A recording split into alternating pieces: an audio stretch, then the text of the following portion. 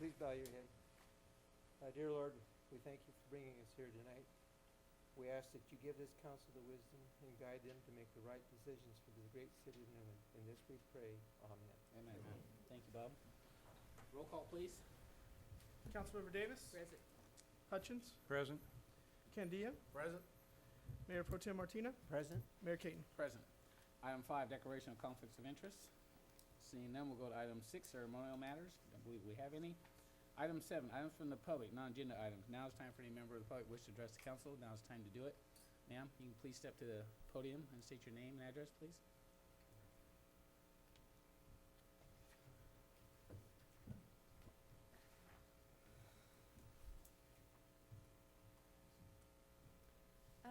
My name is Rocio Ramos, and I live in 1174 Labrador Court here in Newman.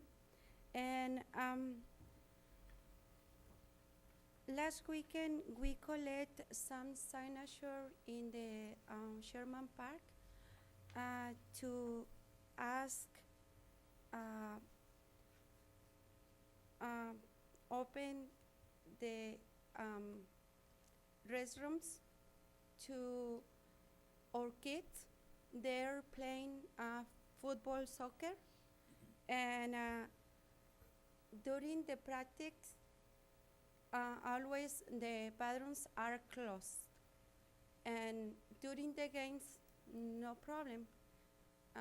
Is the Saturdays? I'm so sorry. It's And I have here the signature. I have 158, and I think is to our kids. They need the service. I think after September the weather change, and they need the bathrooms a lot. I don't know who can decide, but here's our question. And I'm sorry because my first language is Spanish. You did just fine. If you just want to hand those to our city manager and let him address that issue, and he'll take a look at it and talk to his staff about it. Okay, Okay? okay. Thank you.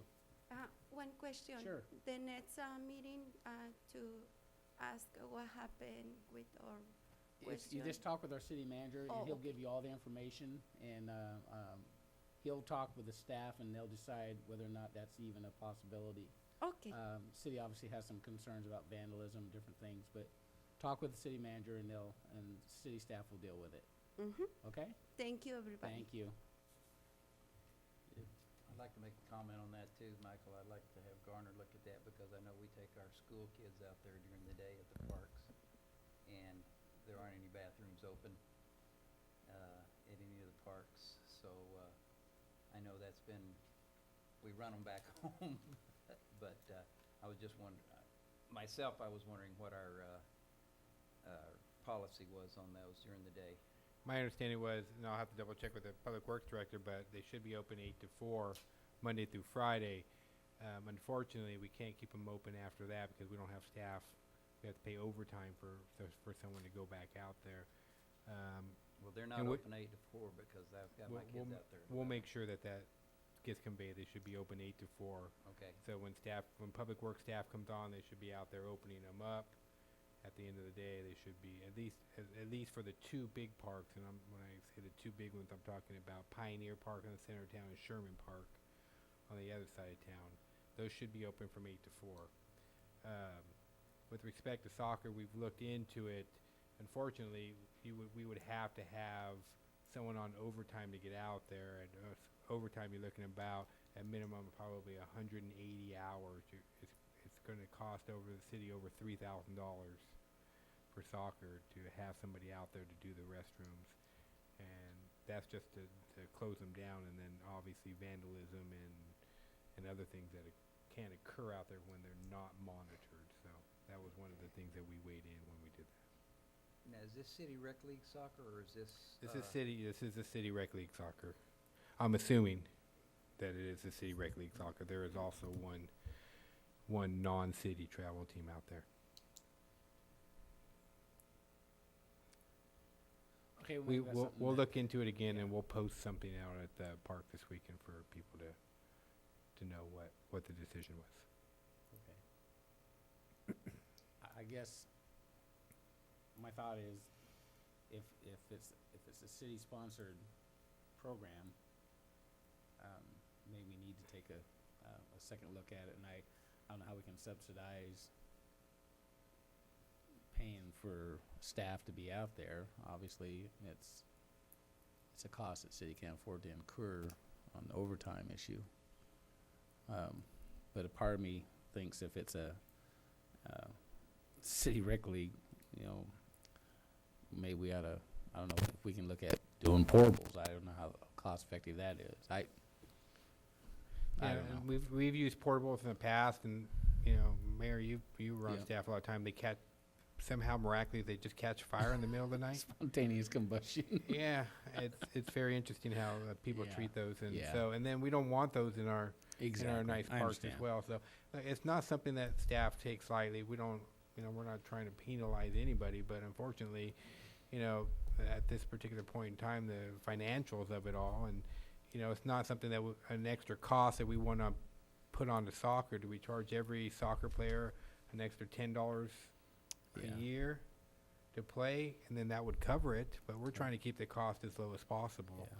for our kids that want to play soccer, especially families that have multiple kids. I mean, if you charge an extra $10 a kid just so we can keep the restrooms open, then all of a sudden, if you have 3 kids instead of 150, it's almost $200. So Well, let's at least make sure that during those 8 to 4 hours that they are open, at least for that period of time, that we do have staff on. And I don't know how else we can address the other issue after 4 o'clock, but at least during those hours, let's make sure that they're open.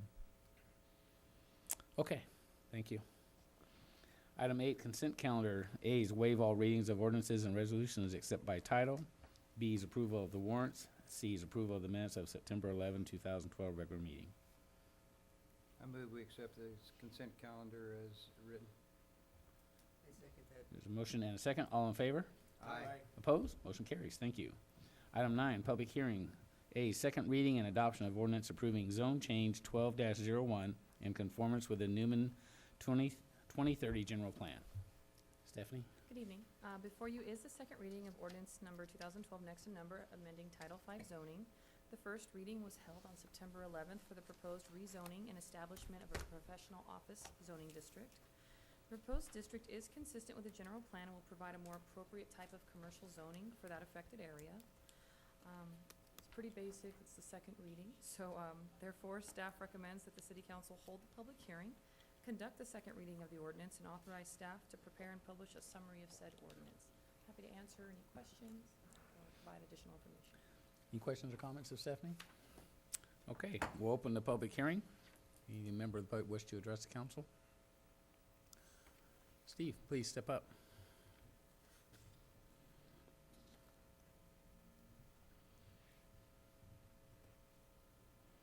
State your name and address for the record, please. Steve McCulkin, I live at 1026 Main Street. I wasn't here for the first reading, so I'm not really sure exactly what kind of businesses would be allowed to be put in there. Since we live on Main Street, this is right in our backyard. So that would be our concern. And it also said on this particular list here that, should this matter at some future date go to court, court testimony is limited to only those issues raised at the hearings. So the only issues I think we would have living behind that area would be what kind of business is going in, if there was neon lights, I mean, if it was a Taco Bell, I mean, what would the hours of operation be? Would there be alley access? Because all of that would affect us living behind it.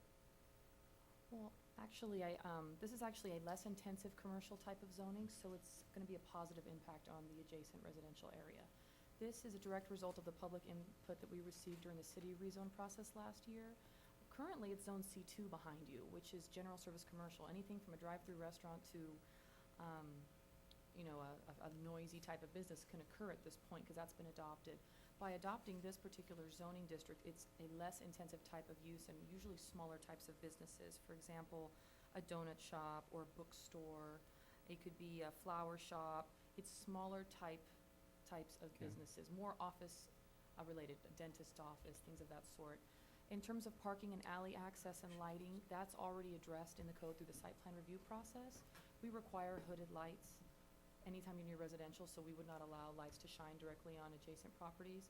And we would prefer that people do not use the alley for primary business access. It would be off of 33, as well as parking would be off-site. So we wouldn't allow a potential developer to have parking in the alley or on Highway 33. Or access to the alley. You know, access to the alley, usually it depends kind of on the site and what they're proposing.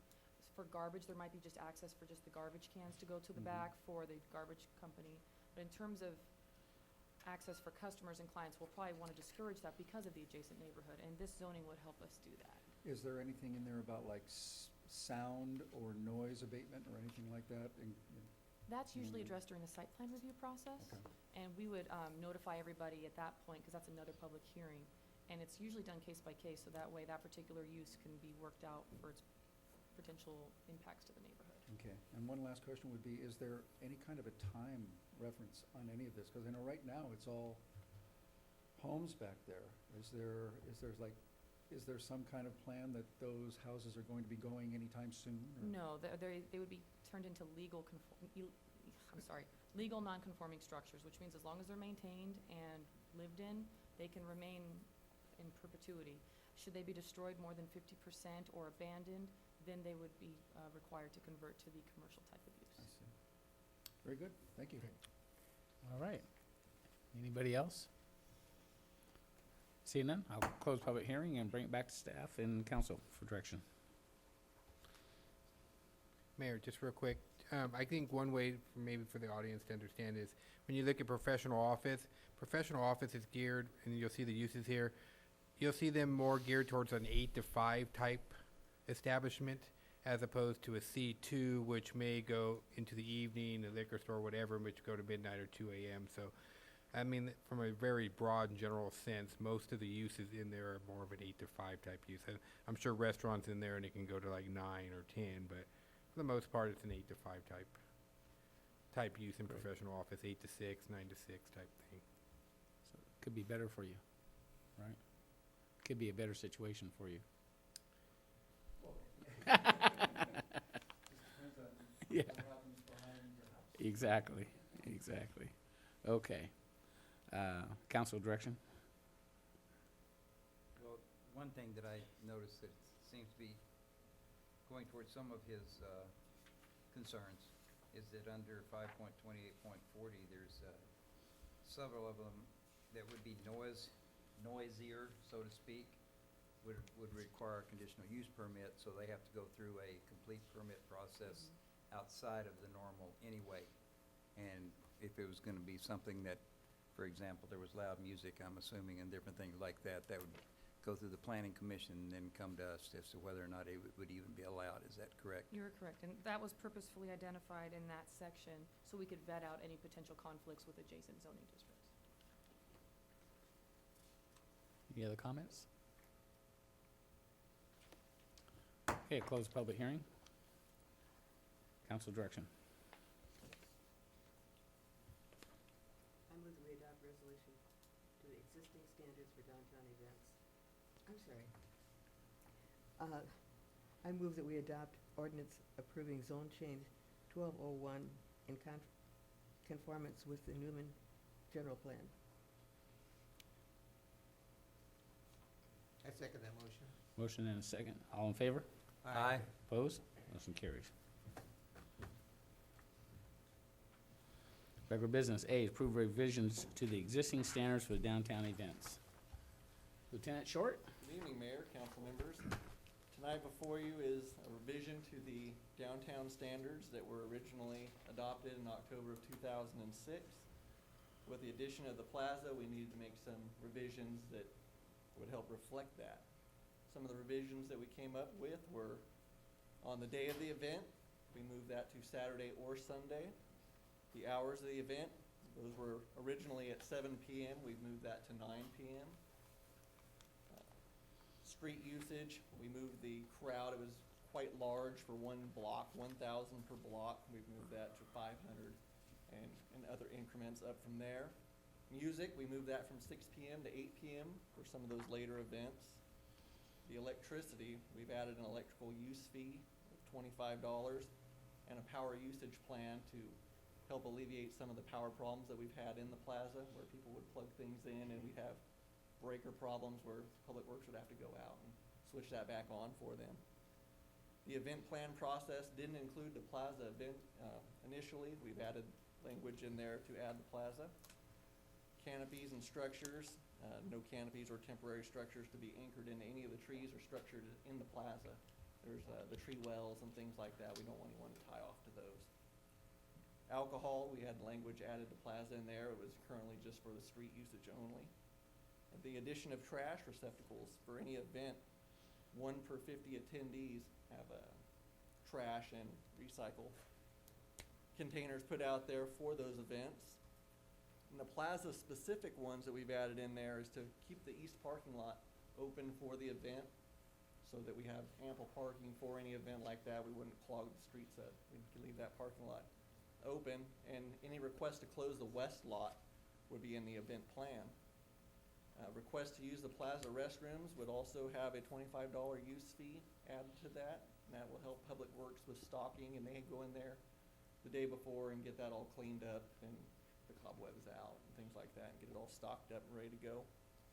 Keep people out of the planters, don't put anything in the planters or use the plants or trees or anything like that. And the last thing that we've added is an administrative option for the plaza. And we would like the option for staff to be able to approve smaller events in the plaza, ones that would be hosted by nonprofit groups for public benefit, contained within the pedestrian area of the plaza, not closing off any parking lots. These would be small venues. That administrative option would require consensus from the city manager, the police chief, and the fire chief. All other sections of the standards, we would leave those the same. And I'd be happy to answer any questions for you if you have any for me. Any questions, Lieutenant Short? I'm glad to see this. I think it upgrades it a great deal. Yeah. Yep. Okay, council direction? I so move that we approve revisions to the existing standards for the downtown events. I'll second that. Motion and a second. All in favor? Aye. Opposed? Motion carries. Thank you, Lieutenant. B, report on Newman Chamber of Commerce tree lighting event at the downtown plaza. Short? Again. Back again. The Newman Chamber of Commerce has requested exclusive use of the downtown plaza and the 1300 block of Main Street on December 1st, 2012 from 2 p.m. to 7 p.m. for the annual tree lighting event. They have scheduled the fire truck rides again from 2 to 5 p.m., food and craft booths, and the possibility of a bounce house or pony rides this time around.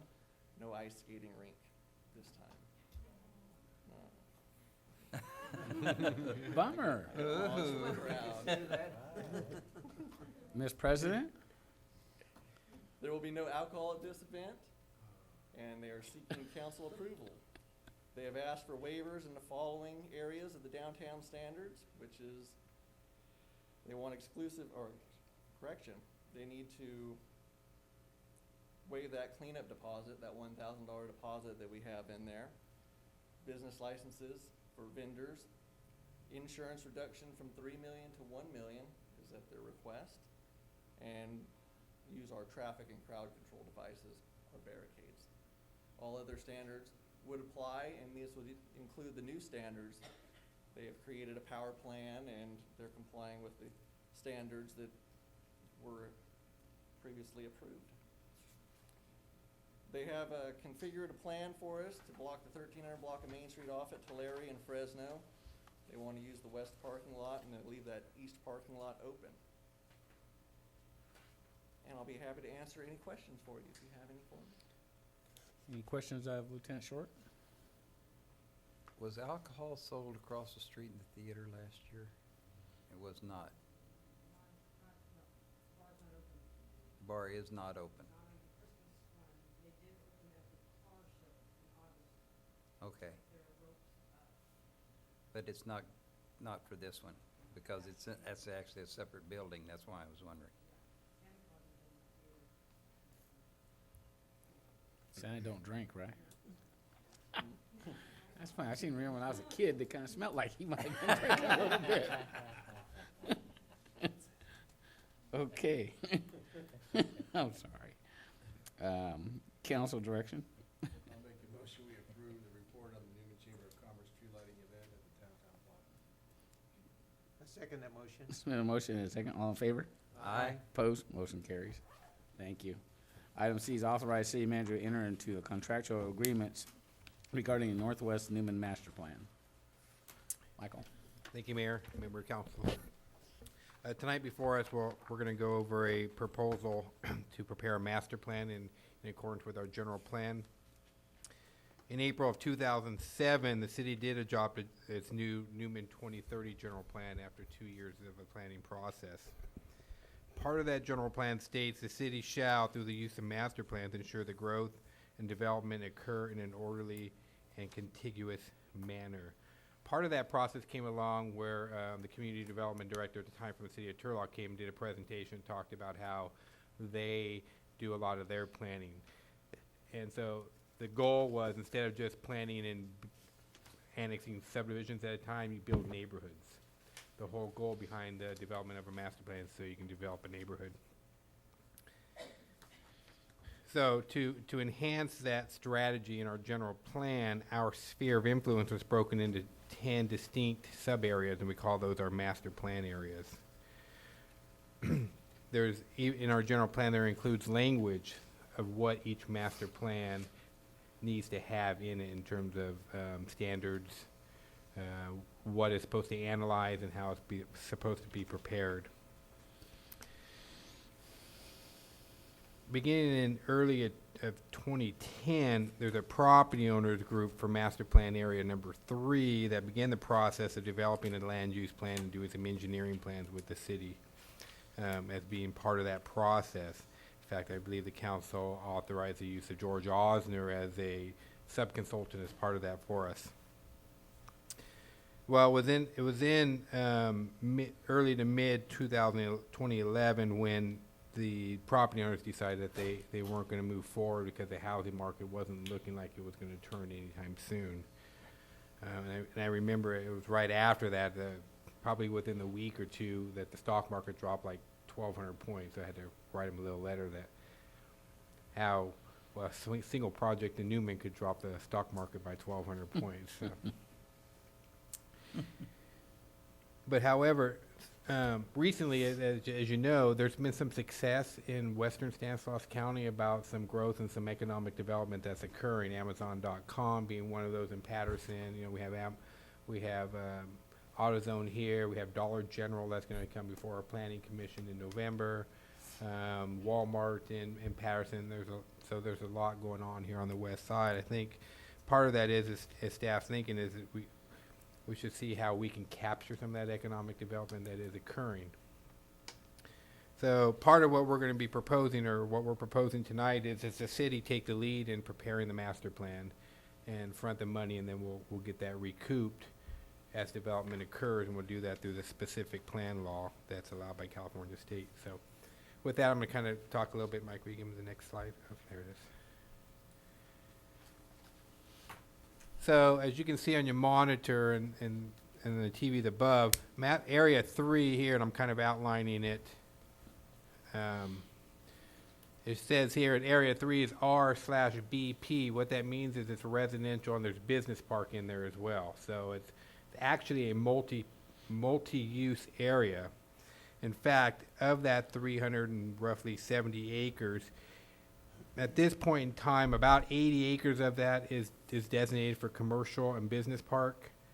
There's about 40 acres that's kind of set aside for schools and parks, and then about 250 acres would be mixed residential. When I say mixed residential, that goes to everything from out here on the westernmost edge would be estate type lots, semi-custom, custom home type lots that would be out there. But then we would have everything from, residential units, single-family residential units, up into multifamily residential units, including maybe duplexes and triplexes and a few other things that would occur in there. But the master plan would spell that whole process out in the development of it. It's anticipated that the preparation of the master plan, the EIR, is going to take about 12 months to complete. The master plan itself is not that long, 90 to about 120 days, because a lot of this work has already been done. And again, that was done by the property owners group in conjunction with city staff. As part of this proposal, it's also community outreach, get the community involved, up to 4 public meetings to get the public involved and get their input into the process that goes out there. Also, there's a scoping session for the CEQA document. As we move forward, or as this proposal, as we're bringing it for you right now, there would be a planning team, an environmental consultant, as well as a city assistant staffer, and that would be Mr. Osner. But leading the planning team would be a gentleman named Jerry Haig. Jerry's pretty well familiarized with the valley. He's kind of worked out of the Bay Area for a while, but he mostly works with cities, and recently he's done some work with Modesto as well as the city of Ceres. He would be the lead, and his staff would be the lead on developing the development standards and laying out the land use plan and a few of those other details that go into the project. Then Lanphier Gregory back, it was in 2011 as we were moving forward, but right before and the property owners called off the project, city staff had sent out an RFP for environmental impact report. There were 5 firms that responded. The city elected to interview 3 of those firms, and Lanphier Gregory was the one that ultimately the city was planning to recommend to the council before the project was terminated. We've reached out to Lanphier Gregory, the firm, and they've indicated to us they do continue to have space to prepare this environmental impact report for us, and they can do it in the time and in the cost that originally proposed a year ago. So we think that that's good news. And then lastly, we already have a ongoing relationship with Mr. George Osner. Mr. Osner was the planning manager for the city of Modesto for a number of years. Now he's in his own private firm. He works for a lot of the cities in the area, including ourselves, Newman, as he's done some environmental work for us. He also worked with Ceres and Oakdale as well. So as you can see here, this is, again, I'm just showing you the big picture. This is our general plan. The outside line that I'm tracing here is what we call our planning area. Oops, excuse me. Our planning area.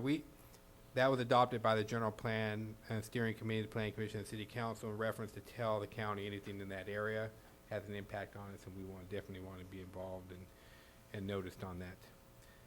Our sphere of influence, though, is this line here. We did very minor changes to a sphere of influence that was originally adopted in 1992. So this has been our sphere for a number of years. I think the one thing that Newman can tout is we've been very diligent and conscientious in the land that we annex. We haven't annexed any land in over a decade, and there's no city in the county that can say that. When everybody was coming to us and saying, we want to annex, we want to build all these residential projects that you're seeing in Patterson and all the rest, we said, no, we're not ready.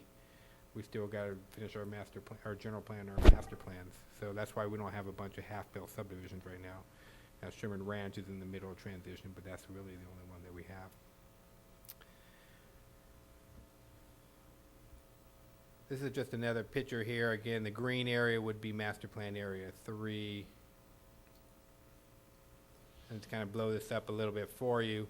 Again, master plan area 3. The area that's defined, again, is showing here, but for your purposes, coming down here, Fig Lane, if it extended from Jensen Road straight up to Stir Road in a straight line there, that's pretty much your business park area, that and to the east, or over to Highway 33.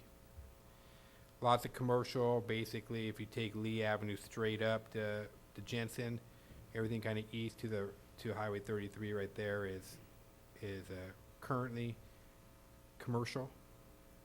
And then the area right here, Fig, and then westward out to the CCID canal our general plan calls for that to be mixed residential.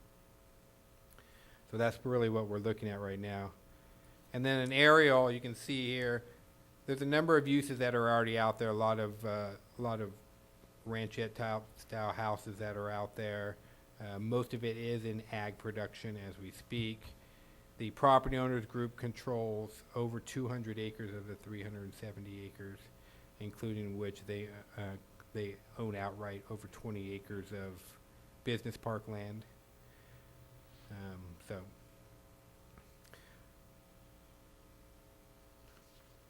So as we discussed a little bit earlier, you know, I think the city or the West Stanislaus County is in transition right now. I think you're starting to see what they call green starts, where you're starting to get some economic development that occurs over here.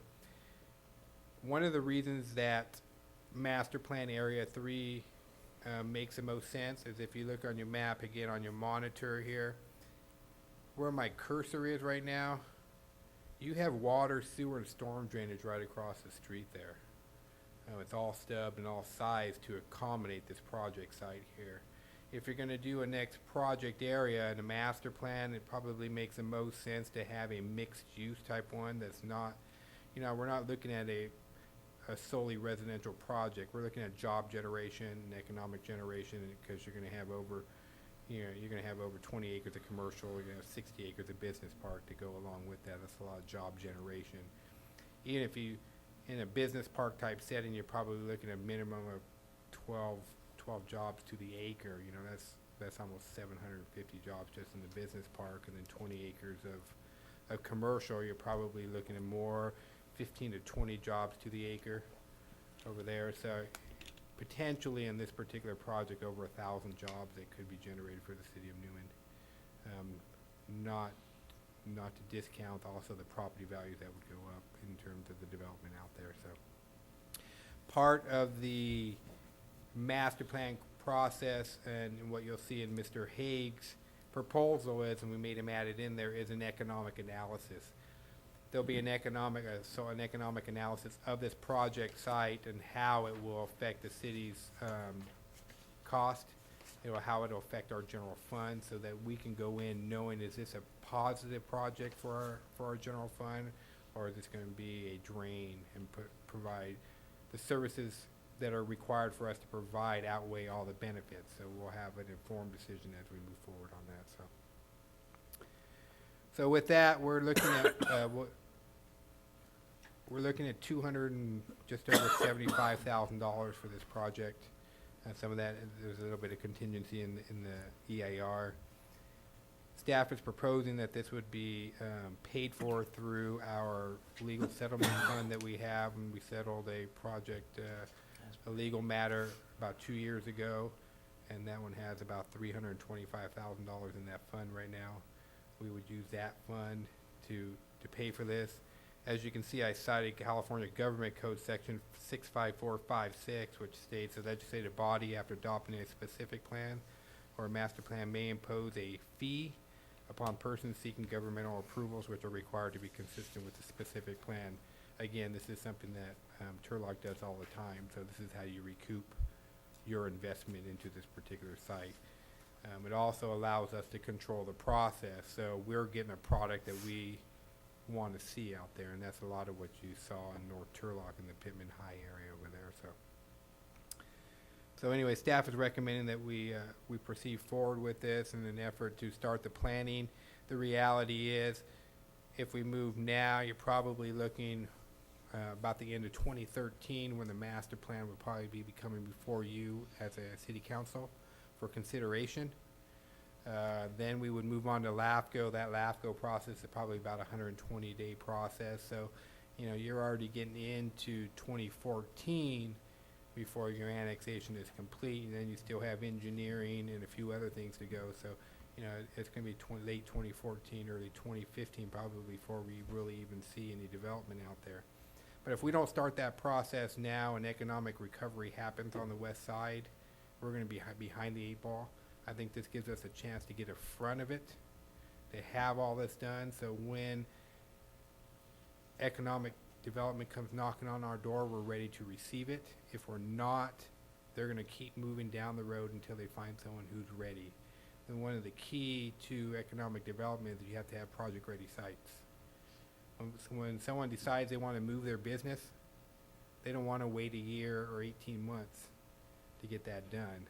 One of the reasons Amazon.com chose Patterson was because Patterson was ready to go. You know, they went in there, all they really had to do was almost get a building permit. All the environmental impact report was done. All the design standards were done. City council set design standards, and as long as they met those design standards and they paid the appropriate fees, they were ready to go. That's why you saw Amazon go in there, and that's why they're going to be up in no time, and you'll see the walls up there. You know, that's a blueprint for capturing economic development when it comes to your doorstep, to be ready to handle it when it gets there. So with all the infrastructure that's there, you know, with there being community commercial, with there being business park, also do not discount the proximity to I-5, to Crow's Landing when the future air base, when that redevelops, as well as Keystone Park up in Patterson. We very well could be providing support services to those large corporations that go there. Also, by doing a master plan and having very low density, you know, that estate type housing out there, we have the opportunity to capture some of those executives that are going to be coming to live and work in this area, because, you know, Amazon.com's 1,200 jobs. You know, they're going to have executive level, management level opportunities at there. We want to capture some of those people, get them to live in Newman. So by providing a semi-custom home type area, something that's not really provided here on the west side, I think that's a good step forward. So anyways, I've kind of rambled a lot and talked a lot, and I can answer any questions that you may have right now on this. Questions or comments of Michael? Michael,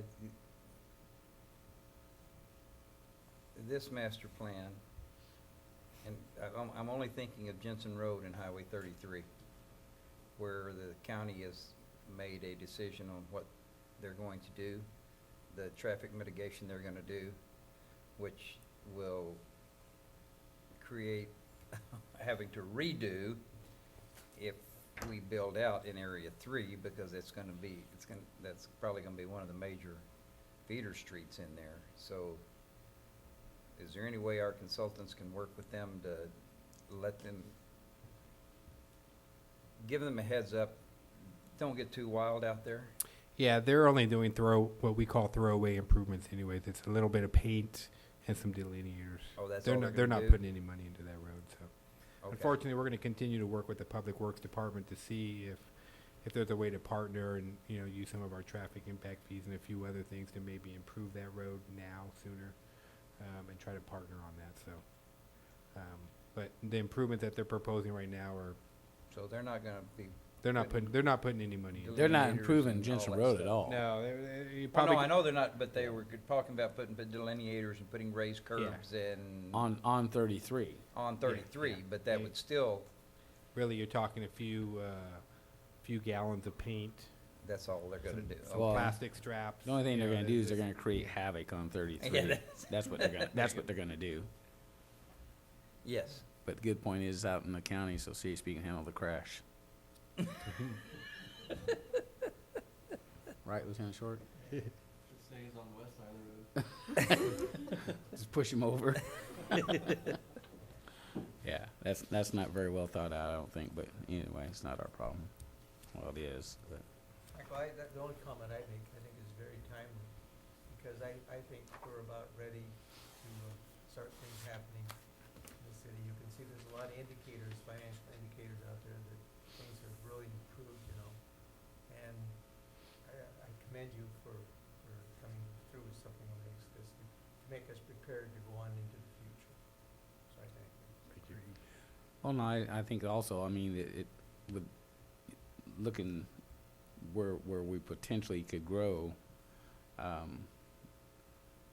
falls well within a lot of what the mayor's group have been talking about for specific cities and with our growth areas and keeping the county out of our space.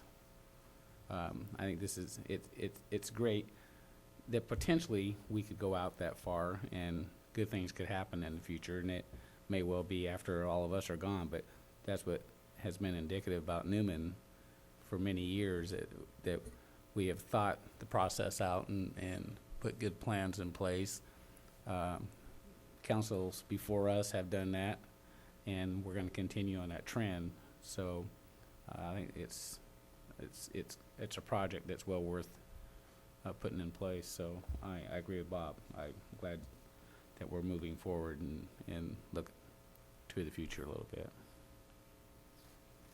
So, Well, I'd like to make a motion that we authorize the city manager to enter into contractual agreements regarding the Northwest Newman Master Plan. Second the motion. a motion and a second. All in favor? Aye. Opposed? Motion carries. Thank you. Item 11, items from District 5, Supervisor Jim DiMartini.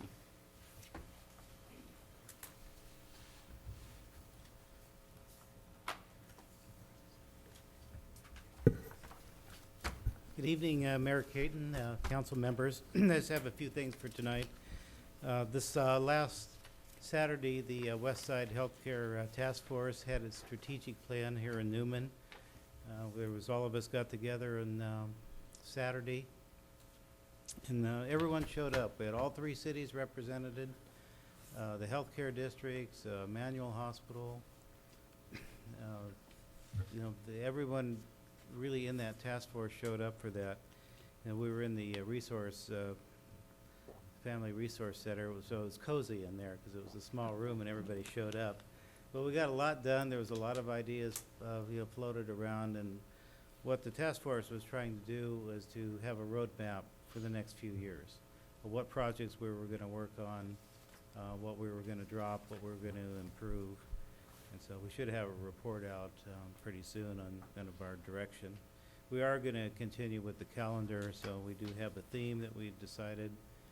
And I'm going to be going around to the school districts to get their support and have the kids submit their drawings again this year. So I think it went real well. And anyway, we haven't done a strategic plan in probably about 3 years, so we were overdue. For the Biggest Loser contest, the way out's scheduled here in Newman on October 18th. We will do it at the plaza itself instead of the West Side Theater, assuming unless the city has some problem with it, but we'd like to do it here. Anyway, so that's just a little less than a month away, probably about 3 weeks.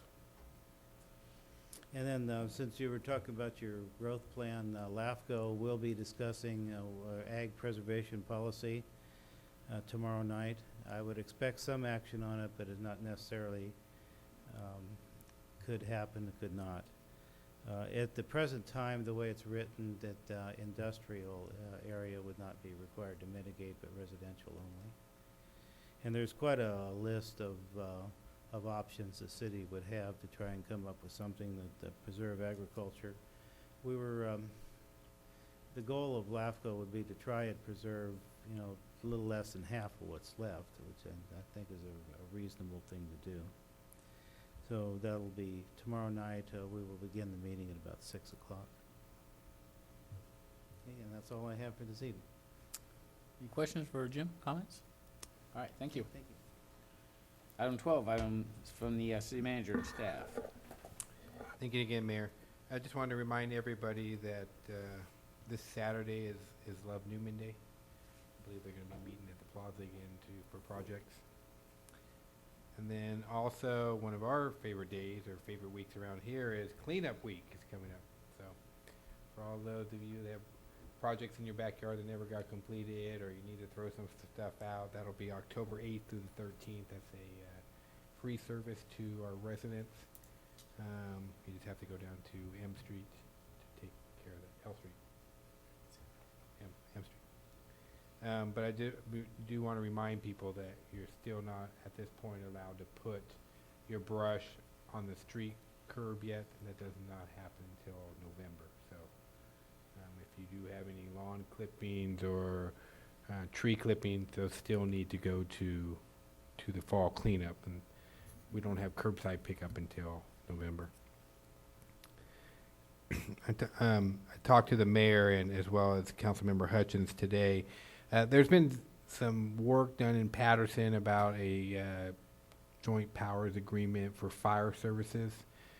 Many of you know the city of Newman, or city of Patterson, excuse me, and West End share staffing levels at that level right now, and they're trying to see about how much more can be shared. We've entered into the conversations with respect to, while we don't have paid fire people at this time, there are ways that maybe we can share resources, trucks. I mean, there's no reason why we need to have so many trucks in our building. There's no reason why West End has to have one truck and we have to have one truck. And then depending on where they need to go, that's what truck they get into and drive to the fire. You know, we should be able to share the cost of one truck. And then wherever the fire is, that's where you go. So there are going to be some discussions on that. And then ultimately discussions on whether or not we need to have the opportunity to, the three agencies, again, Patterson, Newman, and West End, partner on a training officer who would, set up training programs for everybody in those three fire districts, as well as fire prevention type people and those types of things. So there are possibilities, I think, here in the future. Regionalization is a term that you're starting to hear more and more of, and it's really a factor that's going to play a bigger part as economics change and how we deliver services to our residents and become more efficient. Regionalization is going to be a part of that. So, and then lastly, we had Chamber Mixer here last Thursday. I think it was the largest one that they had of the year. Largest or second? It's the second largest behind the annual one they hold in the theater in December, where they auction off the Christmas trees. So, yeah.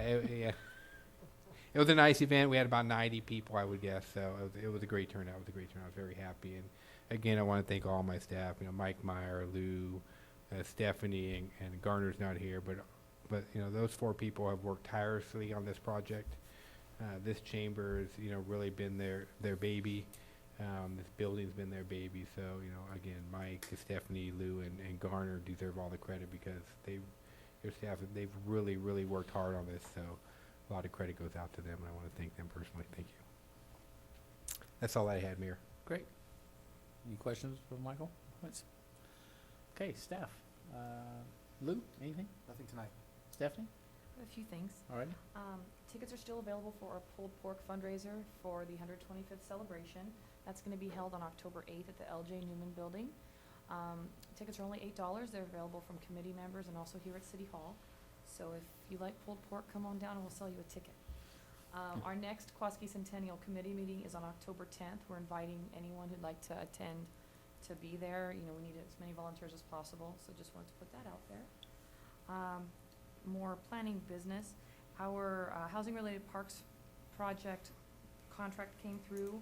We processed it and sent it back to the state, so hopefully we will get confirmation of our formal grant allocation, which then would allow us to actually have grant activities and start spending money for design and construction.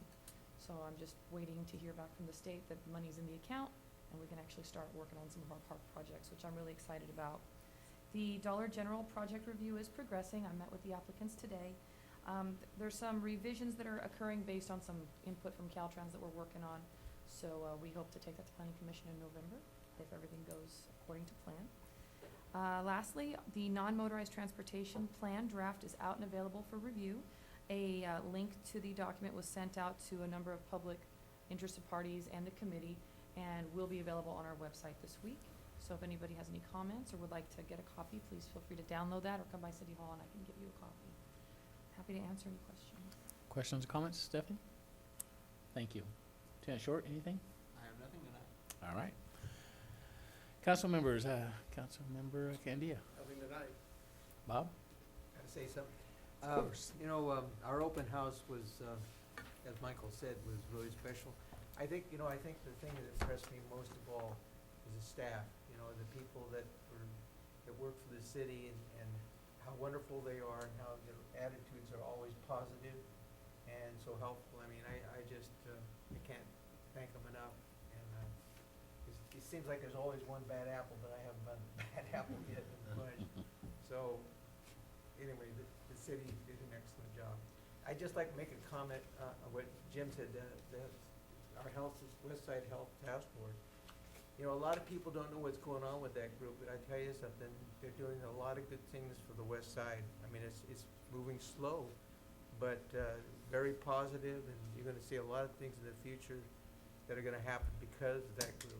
So, just stand by and watch and see what happens, but they really care about, the west side and what's happening here as far as health. And that's all I comments on that. Thank you.